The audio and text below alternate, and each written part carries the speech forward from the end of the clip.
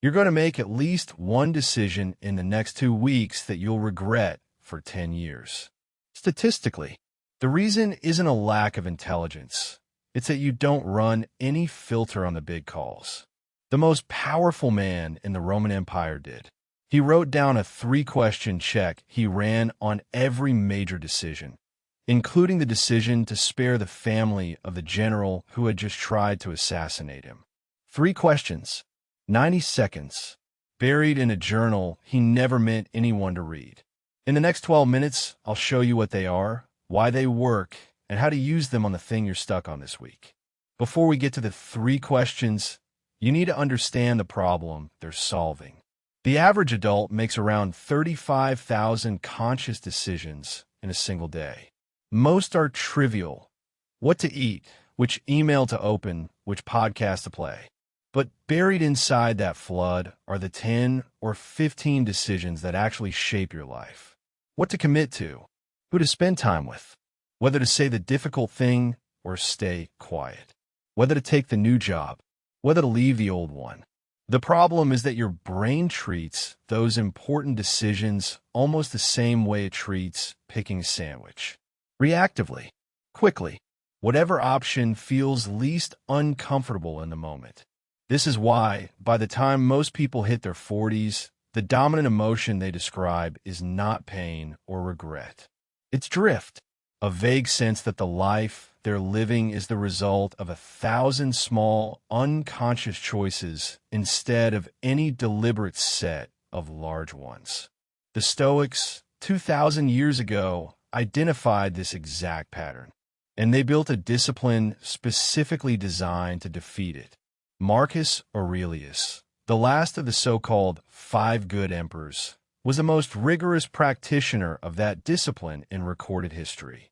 Not because he was the smartest, because his stakes were the lives of millions of people. There was no margin for unexamined decisions.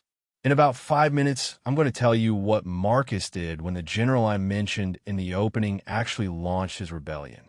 The instinctive Roman response would have been mass execution. His family, his associates, his estates seized, his name erased. Marcus chose differently.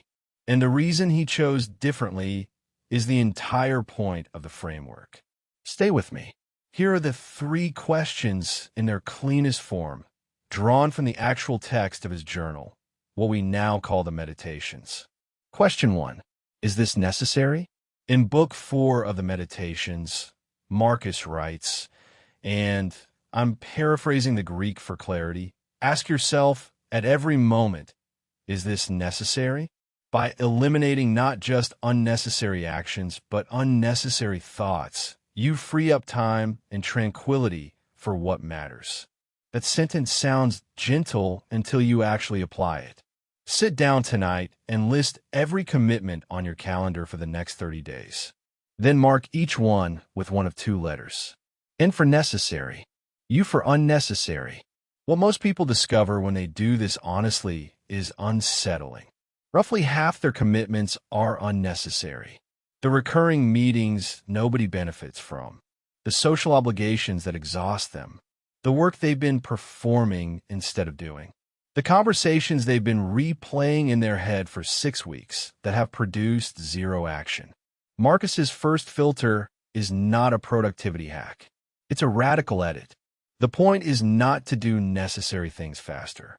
The point is to stop doing unnecessary things entirely, so that the necessary things receive your full attention. Question 2. Is this in my control? This is the most famous Stoic teaching, originally formalized by Marcus's intellectual hero Epictetus, a former slave who became one of the most respected philosophers in Rome. Epictetus called it the dichotomy of control. There are things in your power and things not in your power. Your judgments, your choices, your responses, your effort, those are in your power. Outcomes, other people's opinions, the economy, the weather, your reputation, your body's eventual failure, those are not. Marcus's discipline was to run every troubling decision through this filter and physically separate the 2 halves. He would write down, in his journal, which part of the situation he could actually act on, and which part he could not. What this does to anxiety is hard to describe until you've felt it. About 80% of the suffering that surrounds any difficult decision turns out to be attached to the part you can't control. Once you isolate the part you can, your effort, your response, your conduct, the decision becomes much smaller. You stop fighting the parts of reality that don't respond to fighting. You focus your finite energy on the parts that do. Question 3. What would the best version of me do here? Marcus put it like this in Book 3. Stop being whatever it is you are, and start being the man you've always meant to be. The instruction is on its face almost embarrassingly simple. But run on a real choice and watch what happens. Should I take this job? What would my best self do? Should I have this hard conversation? What would my best self do? Should I order another drink? What would my best self do? The answer is almost never ambiguous. The trouble is that we usually don't ask. We ask what's easiest, or what's most popular, or what won't get me in trouble. Marcus's third filter is a way of forcing yourself to consult an internal version of you that you actually respect. Now here's the story I promised you. In April of 175 AD, the news reached Marcus on the German frontier. Avidius Cassius, one of his most trusted generals, the man he had personally appointed to govern the eastern provinces, had declared himself emperor. He had the legions of Syria and Egypt behind him. He was preparing to march on Rome. The standard Roman response in that situation was unambiguous. You hunted the rebel down. You executed him. You executed his sons so they couldn't claim the throne later. You executed his closest associates. You confiscated their estates. You salted the legal record so the family name carried disgrace for generations. This was not cruelty for its own sake. This was political math, a demonstration that the consequence of trying to overthrow Caesar was the destruction of everything you cared about. Marcus did not do that. We have his actual words on the question. In the days after the news arrived, while he was preparing the legions to march east, he wrote in his journal that he was, quote, grieved at the necessity of war. He wrote that he hoped, above all, that Cassius would die naturally or surrender before they ever met in battle. Not because Marcus was a coward, but because he didn't want the burden of having to forgive the man face to face. And then, when Cassius was assassinated by one of his own officers before the armies clashed, Marcus did something almost no Roman emperor had ever done. He ordered that none of Cassius's family be harmed. He ordered that the conspirators' estates be left intact. He destroyed, unread, the chest of correspondence between Cassius and the men in Marcus's own court who had been planning to betray him. When asked why, he is reported to have said, "If I read these letters, I might come to know which of my friends had truly meant me harm, and then I would have to act on it. I prefer not to know." That single decision, the decision to spare the family of the man who had tried to kill him, is the reason Marcus is remembered 2,000 years later as the philosopher king. Not because he wrote a beautiful journal, because his decisions in real moments of catastrophe were governed by the same 3 questions he wrote about. Is this necessary? Is mass execution necessary? No. Is the impulse to revenge in my control? Yes, but only if I deliberately exercise it. What would my best self do? Spare them. 3 questions, 90 seconds, and history changes shape. You may be thinking, this is fine for an emperor with a journal. But the modern research backs the framework in ways the Stoics couldn't have known. A 2019 meta-analysis from Carnegie Mellon and the University of Pennsylvania looked at over 3,000 high-stakes decisions made by senior leaders across multiple industries. They identified a pattern. The decisions that aged well, the ones leaders looked back on years later and consider the right call, had 3 characteristics in common.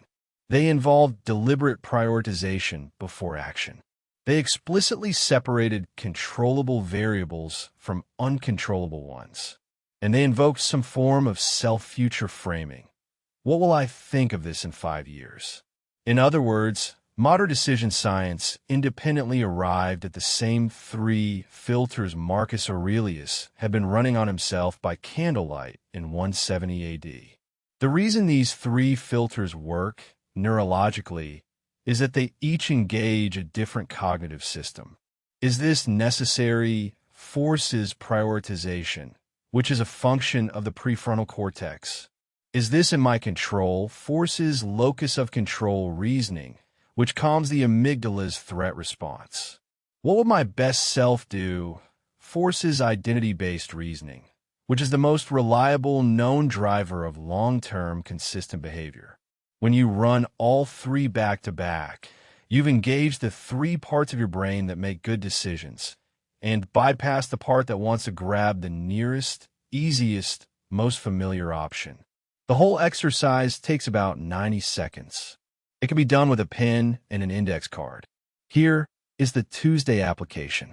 For any decision that matters, any commitment over a month, any expense over $1,000, any conversation that could change a relationship, any career move, before you act, write 3 short answers on paper. 1. Is this necessary? Yes or no? If no, you're done. Drop it. If yes, continue. 2. What part is in my control and what part is not? 2 columns.